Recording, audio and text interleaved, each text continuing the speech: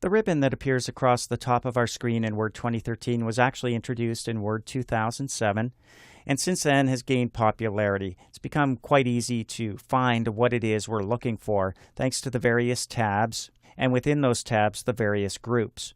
What people don't realize is that the ribbon itself is quite customizable, and we're going to take a look at how we do that here in Word 2013, beginning with the ribbon itself and how it appears. By default, we see the various tabs, we can click them, the ribbon is always visible to us. It does take up quite a chunk of space at the top of our screen, valuable real estate where we could be working on our documents.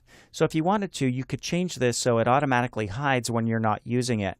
Just go over to the right-hand side. In the bottom corner, you'll see that little arrow pointing up. Give it a click, and it's now collapsed. All we see are the tabs. When we want to go to one of the tabs, we click them. Click Home, for example, and we see all of our home groups and commands. And if we wanted to collapse it, we just click back in the document. And notice we have a lot more room to work on our document. Now, of course, we don't see automatically all of the different groups within a selected tab when it's collapsed, so some people prefer to leave it expanded. To do that, just click any one of the tabs.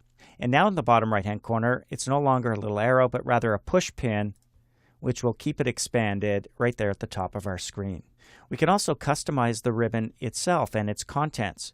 Let's go anywhere inside the ribbon, but not on any of the commands or groups. Just right-click in an empty space and choose Customize Ribbon. That's a shortcut for going to the File tab, going down to Options, and selecting Customize Ribbon.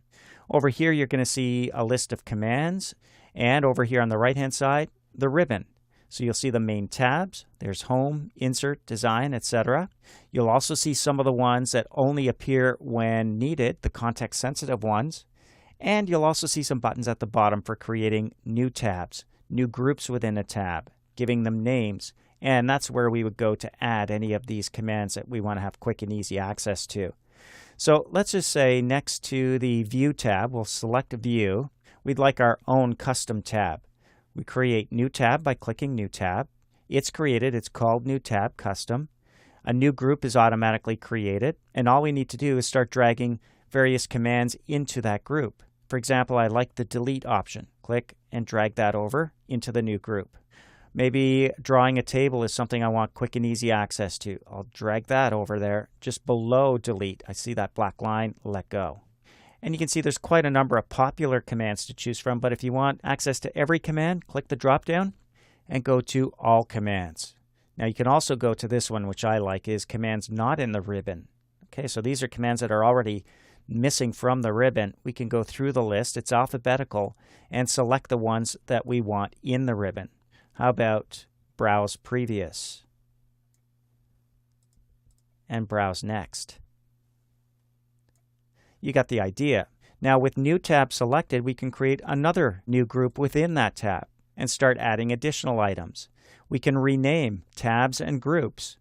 And you can have as many tabs and as many groups within those tabs and as many commands as you like. So it's totally customizable. If we were to click OK at this point, you'll notice we have the new tab up here. We haven't renamed it yet. Click the tab. You'll see that new group here. There's the other new group, and there's the commands we've already added. Now, of course, if we don't want the new tab or the new groups, no problem. Right-click anywhere on the ribbon, go back to Customize, and all we have to do is select the new tab, right-click it, and choose Remove. It's gone. Also, we can decide which tabs will be visible and not. Notice the Developer tab is not checked off. If you are a developer, you want those tools, click the checkbox and click OK. You have a new tab showing up at the top, the Developer tab. So that's how we customize the ribbon here in Word 2013, something that can allow you to have the tools you need when you need them.